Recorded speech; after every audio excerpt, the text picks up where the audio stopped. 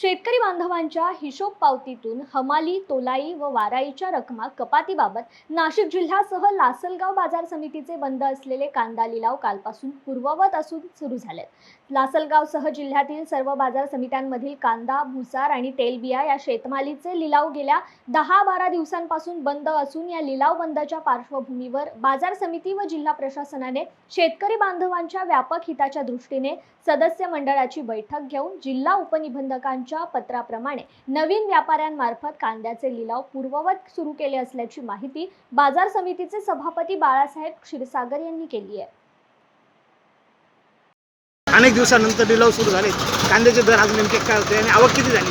आवक जवळपास 500 नगाच्या आसपास आज सकाळच्या 17 या ठिकाणी आवक या ठिकाणी दिसते आणि दर जवळपास 1700-1800 रुपयापर्यंत मला वाटतं एखादा नग जास्तही गेला असेल, परंतु सरासरी दर 1500च्या आसपास या ठिकाणी आजचे असतील. अजून शेवटी पूर्ण लिलाव झाल्यानंतर सरासरी या ठिकाणी निघणार आहे, पण एक चांगला लेवल या ठिकाणी मार्केटमध्ये आहे.